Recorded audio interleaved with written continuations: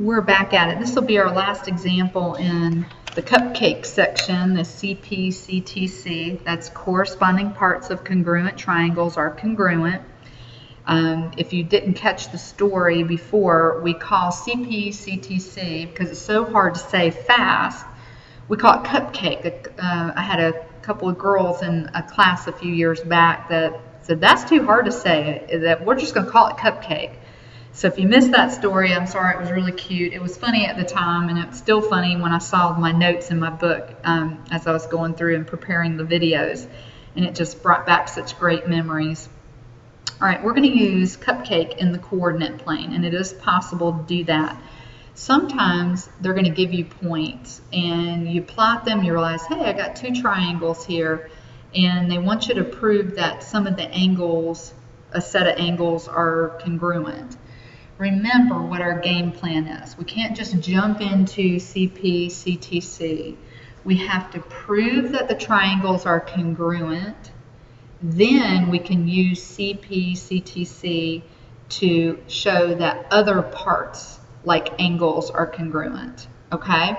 Now in this case, because we know the coordinates of all the points, you can see there they told you step 1, plot the points on a coordinate plane, and then step 2, they wanted you to use the distance formula to actually calculate the lengths of the sides of each of the triangles.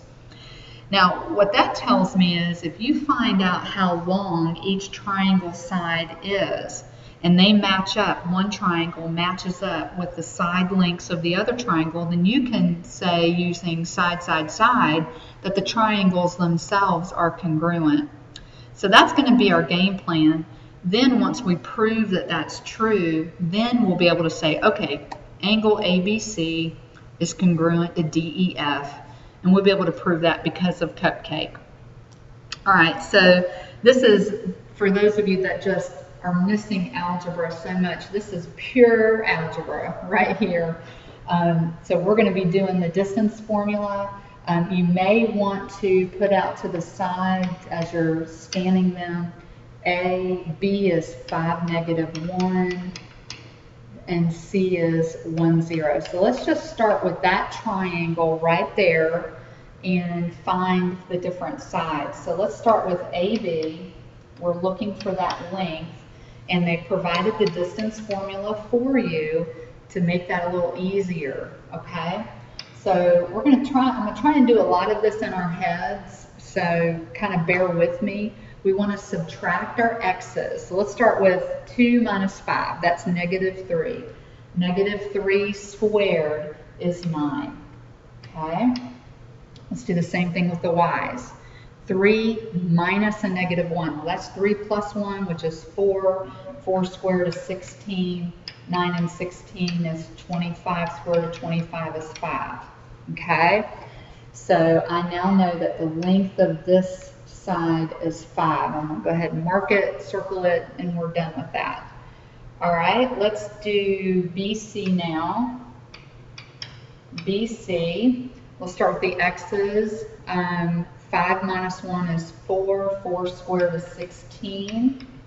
Okay, let's do our y's. A -1 minus 0 is -1. -1 squared is +1. And we've got the square root of 17, which is, we'll just leave that as the square root of 17. Hopefully that'll make that a little bit easier. Okay, and then the last one, let's do AC and start with our x's. 2 minus 1 is 1. 1 squared is 1. And then 3 minus 0 is 3. 3 squared is 9. 1 plus 9 is 10. Okay, so we've got the square root of 10 as one side length, square root of 17 is another side length, and the square root, or square root of 25, which is 5, is our third side length. All right, very good. Okay, so now what we're looking for is the other triangle. So I'm going to erase all this, get that out of our way, and now we're going to focus in on D. D is -4, -1. E is 0, 2. F is -1, -2. Okay, so let's take a look. Let's do DE. We'll do that one first. So DE, -4 minus 0 is -4. -4 squared is 16. And then -1 minus 2 is -3. -3 squared is 9. 16 and 9 is 25. Square root of 25 is 5. Okay, so this side is 5, this side is 5. Okay, that's awesome. All right, let's do EF. Let's do that one next. All right, EF, so let's do 0 minus a -1, that's 0 plus 1, which is +1. 1 squared is 1. Okay, 2 minus a -2, that's 2 plus 2, which is 4. 4 squared is 16. And I've got the square root of 17. Okay, and we said that BC was also the square root of 17. All right, so that's awesome. Hey, it's looking good, guys. Our last one's going to be DF. DF, we did AC last, so we'll do DF last. So -4 minus a -1, that's -4 plus 1, which is -3. -3 squared is 9. And then -1 minus a -2, that's -1 plus 2, which is 1. 1 squared is 1, and we've got the square root of 10. And it looks like they all match up. So we can prove that these triangles are indeed congruent. So we can prove triangle ABC is congruent to triangle DEF because of side, side, side. And then we can say, therefore, angle ABC has to be congruent to angle DEF because of cupcake. Do you see how we did that?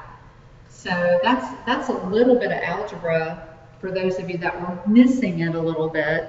That's some algebra that you can throw in there. All right, if you guys have any questions on that, bring that to class tomorrow.